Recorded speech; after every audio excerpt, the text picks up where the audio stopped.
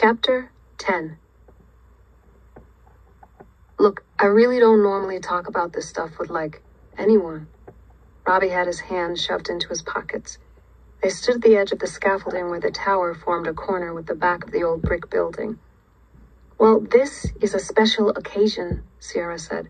Everything's falling apart. He laughed weakly. Well, that is special. It's just that people tend to think you're crazy when you talk about this stuff, you know? And we're, sworn to secrecy. You're a Shadowshaper too? I knew it! Robbie smiled. It's kind of hard to explain. All right, Sierra said.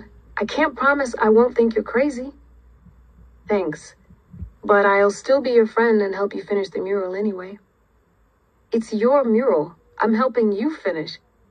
Man, I'm kidding. Lighten up, my dude. Robbie pointed to Papa Acevedo's sad face. Okay, look. I made this. Right. Papa Acevedo, Mauricio, he was my teacher before he died. I was just a kid, 12, when I met him, but he knew I had something in me. And he trained me. Trained you to what? Both in painting and to work with spirits. Shadowshaping. About 100 contradictory, confused thoughts crowded Sierra's mind at the same time. She ended up pushing them all away and just nodding. Yes, it sounded crazy. It was one thing when someone was telling her stories about some weird old professors or even her own family members. But Robbie was only a few months older than Sierra, and he was absolutely serious. To work with spirits. Something about it sounded so true. Part of Sierra knew he was going to say it, had known it was what he'd been talking about since, all along. Robbie exhaled, watching Sierra. But they're not like evil spirits. These ones aren't anyway. The ones we work with, I mean. Spirits like dead people, like ghosts? Yeah, some of them are the ancestors of us Shadowshapers. Some are just other folks that passed on and then became spirits, but they're like our protectors, our friends even. And they just look like shadows until... His voice trailed off. Until what? Until we shape them. Look. He pointed to the now barely visible face peering out of the brick wall. Papa Acevedo's spirit was in the painting. That's why it was crying. He nodded, that slight grin creasing his lips. I thought I was losing my mind. You're not, Sierra. He was smiling, but he also looked like he might shatter at any second. It's just that people don't usually see it. Their minds won't let them, so it just looks like a regular painting, not moving or nothing. Papa Acevedo always used to say people don't see what they're not looking for. It's like that. Sierra gazed at the old man's sad face. Robbie had captured his essence perfectly. That big nose and the way his salt and pepper mustache had turned upward at either end to make room for his old man's smile. He had on the same brown cap Sierra remembered him wearing every time she went to visit her abuelo and the domino warriors at the junk lot. Anyway, he started fading, both his spirit and the actual painting, when Lucera disappeared more than a year back now. It was slow at first, barely noticeable. Then it got faster and faster, and now... Robbie put his hand on the wall and closed his eyes. I can't feel him there. Can't talk to him. He knew he was going to be gone soon, and the last time I talked with him, he could talk to you, through the mural? Robbie nodded. He said there were forces gathering against us. He didn't know what exactly, just that we should paint more murals, even if they kept fading, and that we were in trouble. The Shadowshapers, I mean. He gave the painting one last glance, And then they climbed the rest of the way down the scaffolding. Sierra locked up the junk lot and they strolled along Marcy Avenue together.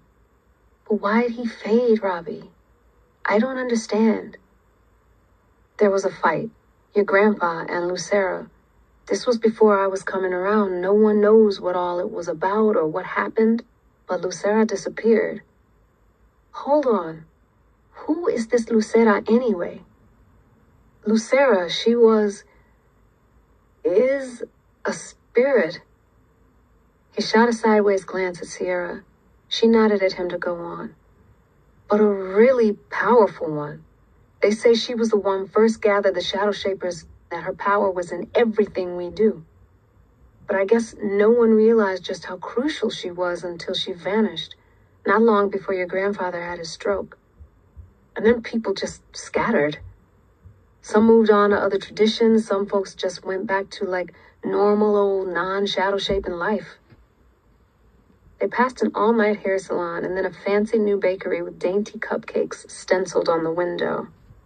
Damn. All of you disappeared? Sierra said.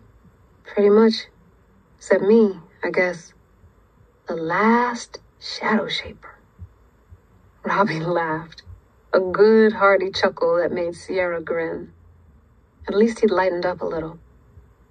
I mean, you don't have to make it sound like a bad kung fu movie, but yeah, something like that. We've been looking for her, but there's no clues, no sign, nothing. Sierra dug into her pocket and pulled out the scrap of paper her grandfather had given her that morning. Where lonely women go to dance, she said aloud. Come again? My grandpa gave this to me today. She handed it to Robbie. Said that's where Lucera was. Whoa. He held it close to his face and squinted at the letters. We've never had anything to go on before. I don't even know what to say. Mean anything to you? Robbie shook his head. Nah, but look, there's more somewhere. Little lines of ink could be seen at the torn top edge of the paper. I bet if we had the rest of it, we could figure out where Lucera is. Yeah, but where are we going to get that? My grandpa ain't trying to give up nothing else, if he even has it. Robbie handed the paper back to her. Well, it's a start, at least. Everyone had pretty much given up hope on ever finding Lucera. I'm not even sure where the other Shadowshapers ended up. The only one I was tight with was Papa Acevedo. And now things are getting really dire. What was up with that guy at the party?